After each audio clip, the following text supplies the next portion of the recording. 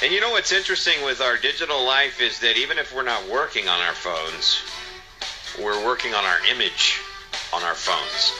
My wife and I went to Yellowstone National Park last year, and we were very aggravated by this guy who had a selfie stick.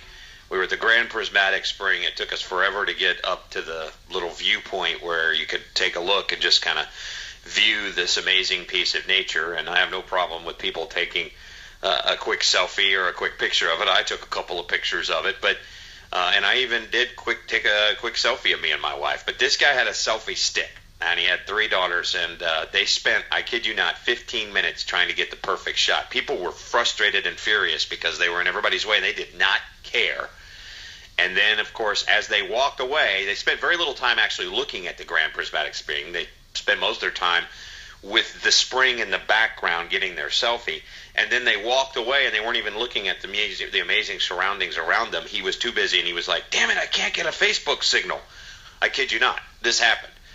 And so does this guy even remember his vacation other than the stupid angle that he took with his stupid selfie stick, right? So we're either working on our job or we're working on our image because we have to show people where we are even if we're not paying attention to where we actually are. It's pathetic.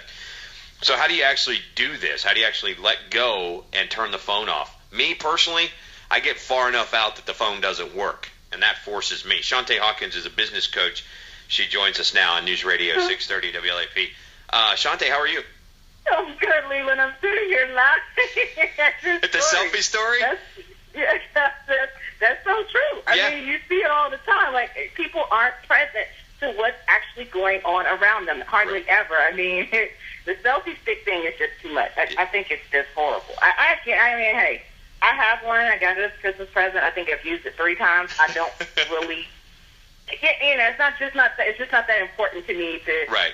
I already carry a purse as it is. I don't have to load in a selfie stick and all the other things I'm lugging around as it is. So if it's not a perfect angle, I just don't share it on Facebook. How about that? There you go. That's the way to look at it. And most of my selfies, if I take them, don't get on Facebook because I'm not photogenic. So how do we actually get to the point though where we unlock ourselves from this digital leash?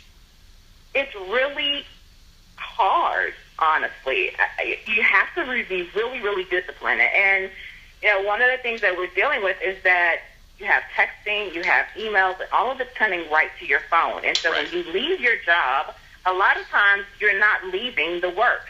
You're just changing locations. You left the office, now you're going to your home office. Right. And it's really a stressful environment that we're creating that people feel like they can't unplug.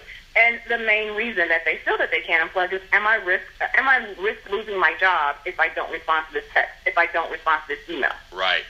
So even on vacation. Is this a cultural thing? We need to get through the heads of the companies. Stop texting your people when they're on vacation.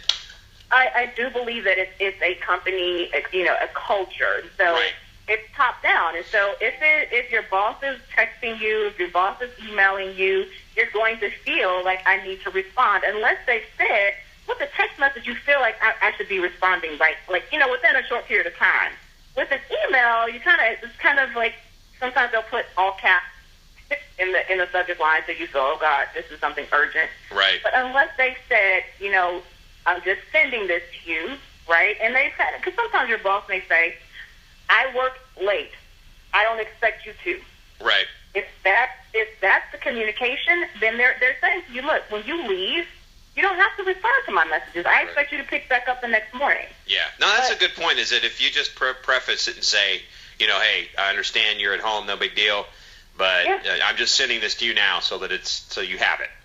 Yes, exactly. But a lot of times people may have in the back of their minds, wait a minute, I should probably still do this. But it's really cultural. A company, an employer has to really explain to their employees, look, we're not expecting you to work after you leave the office. We want you to enjoy your vacation. We want you to connect with your family. Because the thing is a happy employee is going to be more productive. I get it. Absolutely. Shontaye, in honor of you, I'm turning my phone off this weekend. So thanks for your time. We appreciate it. All right, coming up.